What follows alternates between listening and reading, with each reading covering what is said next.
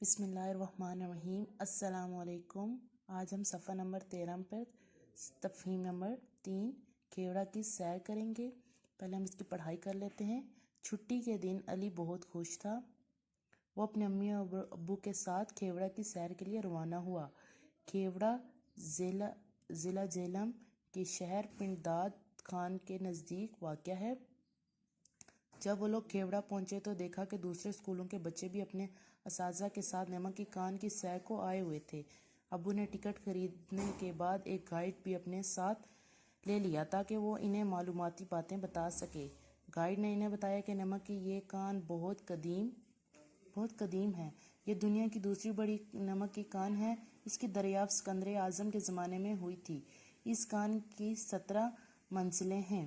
سیاحوں کو صرف زمینی منزل پر جانے کی اجازت ہے، باقی منزلوں پر نمک نکالنے کا کام جاری ہے۔ کان کی ایک منزل پر سانس کے مریضوں کے لیے ہسپتال بنایا گیا ہے، جہاں نمک کی کان میں کام کرنے والے مزدوروں کا فوری علاج کیا جاتا ہے۔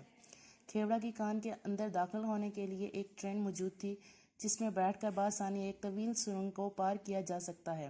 علی اور اس کے والدین اس ٹرین میں بیٹھ کر کان کے اندرونی حصے میں پہنچ گئے۔ اس حصے کو خاص طور پر سیاحوں کے لیے تیار کیا گیا تھا۔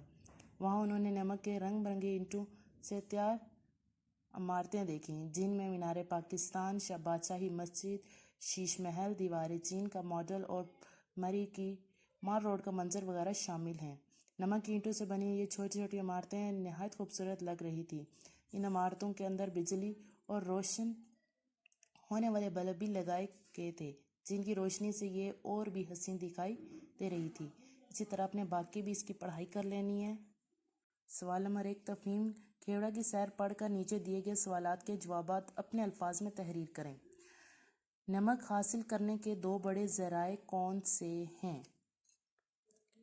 نمک کی کانوں سے اور سمندری جھاگ سے نمک حاصل کرتے ہیں۔ سانس کے مریض نمک کی کان میں کس طرح صحت یاب ہوتے ہیں؟ کان کی ایک منزل پر سانس کے مریضوں کے لیے ہسپتال بنایا گیا ہے، جہاں نمک کے کان میں کام کرنے والے مزدوروں کا فوری علاج کیا جاتا ہے۔ نمک کی اینٹوں سے تیار کردہ عمارتوں میں سے کسی 2 کے نام تحریر کریں۔ بادشاہی مسجد، شیش محل۔ گائیڈ نے علی اور اس کے گھر والوں کو نمکین پانی کے تالاب کے نزدیک جانے سے کیوں منع کر دیا؟ گائیڈ نے بتایا کہ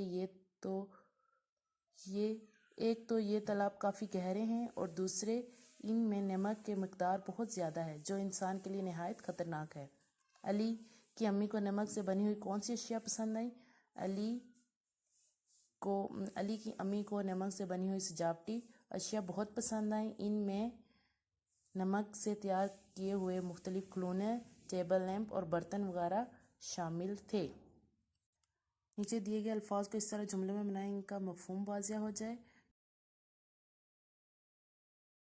تفہیم میں سے 6 اس میں معرفہ تلاش کر کے لکھیں اور تفہیم میں سے 5 اس میں صرف تلاش کر کے لکھیں۔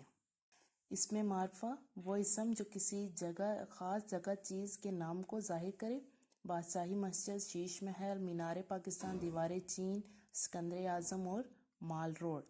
اس میں صفت وہ اسم جو کسی شخص یا چیز کی خصوصیت کو بیان کرے، قدیم، طویل، حسین، رنگ برنگی اور گہرے وغیرہ۔